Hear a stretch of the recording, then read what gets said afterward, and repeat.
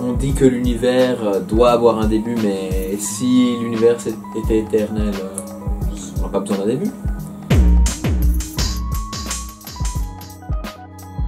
Alors ça c'est une très très bonne question.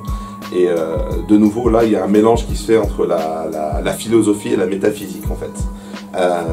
Et c'est en fait ça revient à la même question de est-ce que l'infini est réellement possible? Donc je vais répondre aux deux en même temps. C'est qu'en fait si l'univers est éternel, ça veut dire qu'il n'a jamais eu de début dans le temps. Ça veut dire que pour arriver au moment T de aujourd'hui, de maintenant, il aurait fallu qu'il y ait un nombre infini de moments avant aujourd'hui. C'est pas possible ça? S'il y a un nombre de moments infini avant aujourd'hui, on ne peut pas arriver à aujourd'hui. Je vais donner un exemple que je donne souvent aux gens, c'est imagine tu arrives dans une pièce et tu vois quelqu'un qui est en train de décompter. Il fait 5, 4, 3, 2, 1, 0. Tu dis ah c'est super, tu faisais quoi là? Et il dit bah je viens juste de décompter de l'infini. Et là tu vas lui dire mais c'est pas possible parce que si tu as démarré à quel chiffre? Parce que si tu as démarré à un chiffre, bah, tu aurais pu démarrer d'un chiffre plus haut. Et si tu avais démarré à ce chiffre-là, tu aurais encore pu démarrer d'un chiffre plus haut.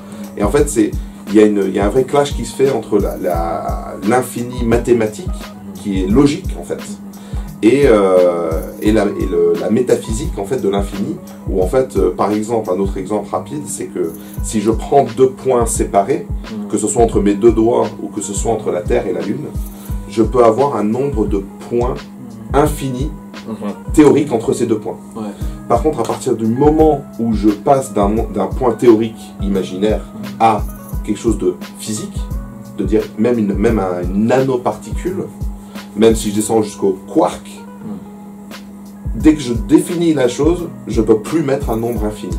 Ouais. Je peux avoir un nombre qui est gigantesque, mais je ne pourrai jamais avoir un nombre infini entre ces deux points. Et c'est ça un peu la différence entre l'infini et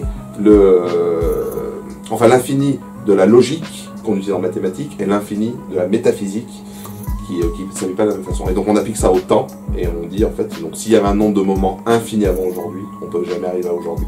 Ouais. Ok, ouais. Bah, écoute, je vais te balancer une autre question dans ce sens-là alors, parce que des gens ils vont dire ouais mais il pourrait y avoir une infinité d'univers ou voilà il y a un multivers. Est-ce que tu as une réponse à ça? Bah ça il y a toute une théorie autour des multivers, mais en fait dans les multivers on retombe sur les mêmes choses. Si on dit qu'il y a un nombre infini de multivers, comment démarrer ces multivers? Qu'est-ce qui est le générateur d'univers en fait? Parce que souvent on peut parler de générateur d'univers.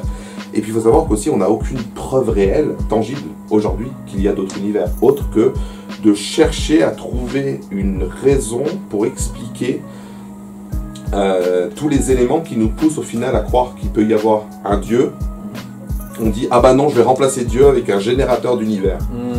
Et ce générateur d'univers, c'est qui l'a créé? Et ben on se retrouve dans les mêmes questions.